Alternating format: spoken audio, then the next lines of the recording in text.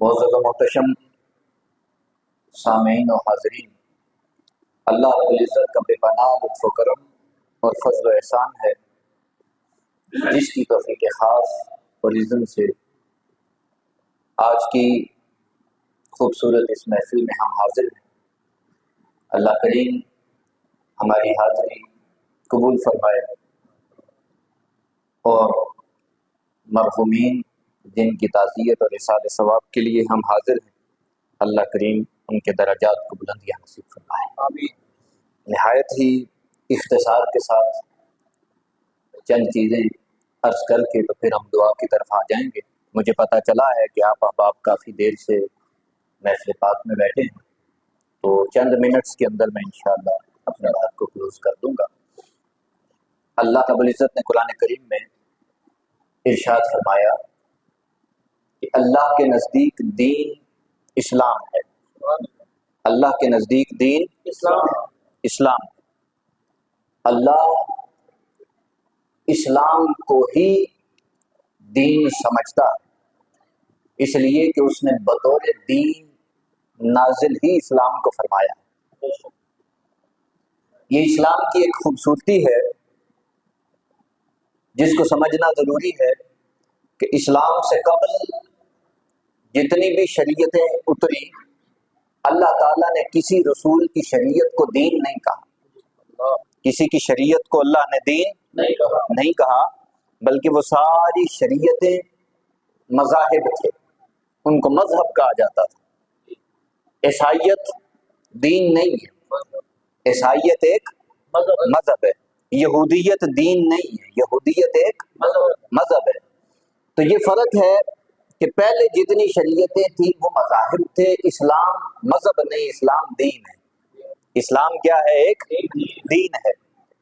جب یہ بات اسٹیبلش ہو گئی کہ اسلام دین ہے تو سوال پیدا ہوتا ہے کہ اسلام کو دین کیوں کہا جاتا ہے اور باقی جو مذاہب ہیں وہ دین کیوں نہیں؟ تو اگر اسلام دین ہے تو پھر باقی مذاہب اور اسلام میں فرق کیا ہے؟ سادہ سی بات ہے، غور سے سمجھیں۔ دین ایک کامل نظام کو کہتے ہیں، دین ایک کامل نظام کو کہتے ہیں جو آپ کی زندگی کے ایک ایک گوشے کو اپنے احاطے میں لے۔ آپ کی زندگی کا کوئی ایک گوشہ اور پہلو بھی اس سے باہر نہ ہو، اس سے باہر نہ ہو، اس کو دین کہتے ہیں۔ آپ کی سوشل لائف ہے، معاشرتی زندگی ہے، آپ کی معاش ہے، ارننگ جو آپ کماتے ہیں، خرچ کرتے ہیں، آپ کی خاندانی زندگی ہے، معاشرتی زندگی ہے، آپ کے معاشرے کے تمام تر پہلو جس نظام کے نیچے آ جائیں اس نظام کو دین کہتے ہیں، اس نظام کو دین کہتے ہیں۔ اور اللہ یہ فرماتا ہے کہ میں نے جس نظام کو دین بنا کر نافذ کیا ہے وہ بس اسلام ہے، وہ بس اسلام ہے۔ اس بات کو سمجھ لینے کے بعد اب آ جائیں، دین اسلام کے دو حصے ہیں، دین اسلام کے دو حصے ہیں۔ یوں سمجھ لیں کہ جب آپ دین کو تقسیم کرتے ہیں پورا سمجھنے کے لیے تو دو چیزوں کا نام دین ہے، دو چیزوں کا نام دین ہے، بس دو چیزیں۔ ایک فرائض ہیں، فرائض مطلب ڈیوٹیز، جو کام آپ کے ذمے واجب الادا ہیں، جو آپ نے کرنے ہی کرنے ہیں، ان کو فرائض کہتے ہیں، ان کو کہتے ہیں فرائض۔ ایک حقوق ہیں، رائٹس، وہ تمام تر مراعات یا وہ سہولیات جو معاشرے سے آپ کو ملنی، معاشرے سے جو آپ کو ملنی ہے ان کو حقوق کہتے ہیں۔ اسلام ان دو چیزوں کا نام ہے، حقوق اور فرائض، حقوق اور فرائض کی مثال سمجھے اس طرح، جیسے آپ باپ ہیں، آپ کے بچے ہیں، تو بحیثیت باپ آپ کا فرض ہے کہ آپ اولاد کی تربیت کریں، یہ آپ کا فرض ہے کہ آپ اولاد کی تربیت کریں، اور بحیثیت باپ یہ آپ کا حق ہے کہ اولاد آپ کا احترام کرے، یہ آپ کا حق ہے کہ اولاد آپ سے اچھا سلوک کرے۔ تو یہ دو چیزیں، سارے کا سارا دین بس ان دو چیزوں کے اندر سمٹ کے رہ جاتا ہے، حقوق اور فرائض۔ حقوق وہ جو آپ کو ملنے ہیں معاشرے سے، اور فرائض وہ جو آپ نے ادا کرنے۔ جب ادا کی باری آتی ہے تو سنیں اللہ کے رسول کا فرمان، فرمایا جو حقوق تم نے ادا کرنے ہیں جو تم نے ادا کرنے ہیں وہ تم ہی ادا کرو گے، اس دنیا میں بھی تم ہی ادا کرو گے، اگر یہاں ادا نہیں کر سکے تو کل قیامت کے دن بھی تم ہی ادا کرو گے، وہ تمہیں ہی ادا کرنے پڑیں گے۔ یہاں ادا کر لو گے تو ثابت ہے، اگر یہاں ادا نہیں ہوئے تو کل مولا کی بارگاہ میں میدان معاشر میں بھی تم ہی ادا کرو گے۔ اور وہ حقوق جو آپ کو ملنے، آقا کائنات کا یہ فرمان سنہری الفاظ میں لکھا جائے، فرمایا معاشرے میں اگر کسی کو اس کا حق نہیں ملا تو کل قیامت کے دن مجھ سے لے لے، وہ کل قیامت کے دن مجھ سے لے لے۔ بھئی اگر کسی کو حق نہیں ملا تو کل قیامت کے دن اللہ کے رسول دیں گے، لیکن کسی نے فرض ادا نہیں کیا تو وہ کل بھی آپ ہی ادا کریں گے، وہ کل بھی۔ بس یہ دو باتیں سمجھ لیں۔ اب اگلی بات آ جائیں، جب ہمیں یہ بات سمجھ آ گئی کہ حقوق بعد میں ہیں، جو آپ نے فرائض ادا کرنے وہ پہلے، یہ بات سمجھ آ گئی، جو آپ نے فرائض ادا کرنے وہ مقدم ہے۔ اب ان کے بھی دو حصے، فرائض جو آپ نے ادا کرنے، کچھ فرائض وہ ہیں جن کا تعلق مولا کے ساتھ، کچھ فرائض وہ ہیں جن کا تعلق مولا کے ساتھ ہے، مثلا نماز کا تعلق کس کے ساتھ ہے؟ بولیں۔ زکوٰۃ کا تعلق کس کے ساتھ ہے؟ روزے کا تعلق کس کے ساتھ ہے؟ حج کا تعلق کس کے ساتھ ہے؟ یہ فرائض ہیں جن کا تعلق اللہ کے ساتھ، ان کو حقوق اللہ کہتے ہیں۔ کچھ فرائض وہ ہیں جن کا تعلق معاشرے کے ساتھ، جن کا تعلق معاشرے کے ساتھ ہے۔ آپ اگر بیٹے ہیں تو آپ کا فرض ہے ماں باپ کا احترام کریں، آپ اگر بھائی ہیں تو آپ کی ذمہ داری ہے دوسرے بھائیوں اور بہنوں کا خیال کریں، آپ اگر استاد ہیں تو آپ کا فرض ہے کہ آپ اچھی تربیت کریں شاگردوں کی، آپ اگر شاگرد ہیں تو آپ کی ذمہ داری ہے کہ آپ فرض سمجھ کر استاد کا ادب بھی کریں اور اس کی باتوں کو فالو بھی کریں۔ معاشرے میں رہتے ہوئے آپ کے اوپر معاشرے کی ذمہ داریاں، ان کو کہتے ہیں حقوق العباد۔ ان کو کیا کہتے ہیں؟ دو چیزیں ہو گئی، حقوق اللہ اور حقوق العباد۔ اب فرق کو سمجھے، اللہ کے دین میں حقوق اللہ بعد میں ہیں، حقوق العباد پہلے۔ حقوق اللہ بعد میں ہیں اور حقوق العباد پہلے۔ حقوق العباد بندوں کے حقوق پہلے۔ اگر آپ بندوں کے حقوق ادا نہیں کرتے، اللہ کے سارے حقوق ادا کرتے ہیں، بھئی قیامت کے دن بخشش کی کوئی ضمانت نہیں،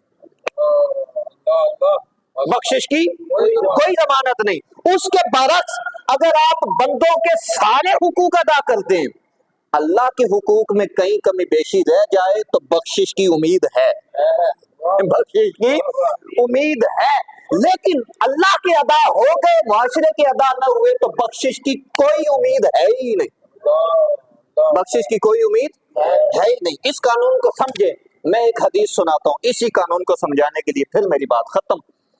بہت معروف ایک روایت ہے، آقا کائنات صحابہ کے درمیان خطاب فرما رہے ہیں، صحابہ کرام کے درمیان آپ نے خطاب کیا۔ حالت اہل الحقیقہ ایک کتاب ہے شیخ احمد الرفاعی کی، اس میں یہ حدیث آئی ہے، بڑی خوبصورت روایت۔ جناب رسول اکرم خطاب فرما رہے ہیں منبر پہ، فرمایا قیامت کے دن نامہ اعمال کے اعتبار سے لوگوں کی تین قسمیں ہوں گی، نامہ اعمال کے اعتبار سے تین قسمیں ہوں گی۔ اللہ کے رسول نے فرمایا پہلی قسم کا نامہ اعمال جن کے ہاتھ میں دیا جائے گا وہ بغیر حساب کے جہنم میں جائیں گے، بغیر حساب کے، ان کا حساب ہوگا ہی نہیں، ترازو نہیں لگایا جائے گا، ان کے لیے ترکھڑی نہیں لگے گی، بغیر حساب کے حکم ہوگا ان کو جہنم میں ڈال دو۔ صحابہ کرام کہتے ہیں یا رسول اللہ یہ کون سا نامہ اعمال ہے؟ فرمایا اس میں شرک لکھا جائے گا، اس میں شرک لکھا ہوگا، اللہ کی ذات کے ساتھ، اس کی صفات کے ساتھ، اس کے افعال کے ساتھ کسی کو شریک ٹھہرانے والا بندہ قیامت کے دن اس کے نامہ اعمال کو تولا ہی نہیں جائے گا، بغیر حساب و کتاب کے اس کو جہنم میں پھینک دیا جائے گا۔ ایک نامہ اعمال ہو گئے۔ اللہ کے رسول نے فرمایا دوسرا نامہ اعمال جن لوگوں کے ہاتھ میں دیا جائے گا ان کا معاملہ اللہ اور بندے کے درمیان راز ہوگا، اللہ اور بندوں کے درمیان راز ہوگا۔ یہ نامہ اعمال پبلک کے سامنے کھولا نہیں جائے گا، جی عوام کے سامنے اس نامہ اعمال کو کھولا نہیں جائے، یہ اللہ اور بندے کے درمیان ہوگا۔ آقا علیہ السلام فرماتے اللہ چاہے تو بخش دے، چاہے نہ بخشے، اگر وہ بخش دے تو کوئی اس کے فیصلے کو چیلنج نہیں کر سکتا، اگر وہ نہ بخشے تو کوئی اس کے فیصلے کے سامنے کھڑا نہیں ہو سکتا، یہ اللہ اور بندے کے درمیان راز ہوگا۔ پوچھا یا رسول اللہ یہ کون سا نامہ اعمال ہے؟ فرمایا اس میں حقوق اللہ درج ہوں گے، اس میں حقوق اللہ درج ہوں گے، اس میں نماز لکھی جائے گی، روزہ لکھا جائے گا، حج، زکوٰۃ، وہ تمام تر حقوق جن کا تعلق اللہ کے ساتھ ہے، وہ اللہ اور بندے میں راز ہوگا۔ اللہ اور بندے کے درمیان ممکن ہے کسی نے ساری عمر پڑھی ہو مگر ساری منہ پہ مار دی جائیں، کسی نے ایک بھی نہ پڑھی ہو، اللہ کو کوئی ادا پسند آئے ساری بخش دے، یہ اللہ اور بندے کے درمیان راز ہوگا۔